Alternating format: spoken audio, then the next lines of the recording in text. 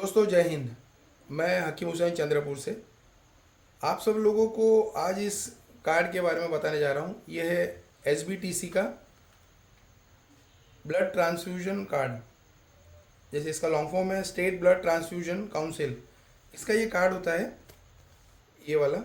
और ये जनरेट कब होता है? जब आप किसी ब्लड डोनेशन कैंप जो कि गवर्नमेंट हॉस्पिटल के थ्रू लिया गया हो, पूरे महाराष्ट्र में कहीं पर भी, तब ये कार्ड जनरेट होता है। और ये कार्ड 2 से 3 दिन में एक्टिव होता है और 2 साल तक वैलिड रहता है। अब इस कार्ड का उपयोग क्या है, इसका यूज़ कैसे हम कर सकते हैं?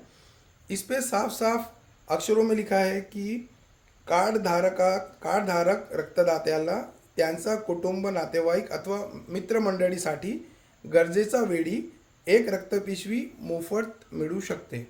यानी एक ब्लड जो बैग है वो आपको फ्री में मिलेगा जब आप ये कार्ड वहाँ पे जमा करेंगे। तो इसका मतलब है कि जो भी गवर्नमेंट की टेस्टिंग फीस है वो माइनस हो जाएगी और आपको बैग फ्री में मिल जाएगा। आपका पेशेंट अगर प्राइवेट हॉस्पिटल में है और अगर पेशेंट गवर्नमेंट हॉस्पिटल में है तो उसको बीपीएल कार्ड अगर उसके पास है तो उसको इस कार्ड की ज़रूरत नहीं होगी, उसे वैसे ही एक बार फ्री में मिल जाएगी। जैसे डिलीवरी का पेशेंट है, सिकल सेल है, थैलेसीमिया है, ये सब पेशेंट्स को फ्री में ही ब्लड मिलता है। और होता क्या है कि जब कोई कार्ड लेने के लिए आता है तो वो बोलता है कि यार हम कार्ड दे रहे हैं लेकिन हमको बैग नहीं दे रहे वो लोग। तो उसका लॉजिक ऐसा है कि अगर ब्लड बैंक में स्टॉक नहीं है, ठीक है, अगर वहाँ पे स्टॉक नहीं है तो स्टॉक मेंटेन करने के लिए आपसे वो डोनर लेंगे ही लेंगे। और मुझे लगता है कि हमने डोनर देना भी चाहिए, क्योंकि अगर हम एक बैग ले रहे हैं तो उसके बदले हम एक बैग दूसरे के लिए जमा कराना बहुत ज़रूरी है। और ये कार्ड का उस ब्लड बैग से कोई लेना देना नहीं है। जैसे कि ये कार्ड अगर आपके पास है, अगर आप इससे उम्मीद कर रहे हो कि इस कार्ड के बदले हमको बैग मिलनी चाहिए, तो ऐसी उम्मीद ना करें तो बेहतर है। क्योंकि अगर वहाँ पे स्टॉक ही नहीं है ब्लड का तो वो आपको ब्लड कहाँ से देंगे? अब ये जो कार्ड है वो तो आपकी टेस्टिंग फीस 900 950 जो भी है वो माइनस करवा ही रहा है, यानी आपके उतने पैसे बच रहे हैं। तो आपके रिश्तेदारों में, आपके दोस्तों में हम कोई ना कोई डोनर ढूंढ के वहाँ पे जमा करवा के ब्लड ले सकते हैं। तो इस कार्ड की ये वैल्यू है। और कई लोगों के पास ऐसे कार्ड घर में रखे होंगे जो कई बार ऐसा होता है कि 2 साल के ऊपर हो जाते हैं और कार्ड वेस्ट हो जाता है। तो कोशिश करिए अगर आपके पास ऐसा कार्ड रखा हुआ है घर पे और जिसको 2 साल कंप्लीट होने बाकी हैं, तो आप कोई भी ब्लड कोऑर्डिनेटर होगा जो आपके पहचान का होगा, जो ब्लड डोनेशन एक्टिविटी के लिए काम करता होगा, आप उसको दे सकते हैं। और एक बात ऐसा है कि कई लोगों को हमने देखा है कि ब्लड डोनेशन कैंप लेते हैं, उसके बाद 30 यूनिट, 40 यूनिट, 50 यूनिट, एक ब्लड डोनेशन कैंप हुआ और आपने हॉस्पिटल को ब्लड यूनिट दे दिए।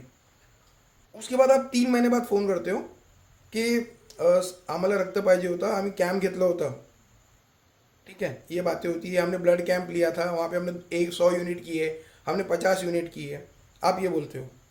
तो सबसे पहले एक चीज़ क्लियर करना चाहता हूँ कि ये जो चीज़ है वो है रक्तदान। यानी आपने अपना जो आपका जो रक्त है वो आपने दान कर दिया, और दान की हुई चीज़ आप वापस फ़ोन करके बोल रहे हो कि यार हमने एक कैंप लिया था, हमको वो चीज़ चाहिए वापस। तो वो कैसे पॉसिबल है?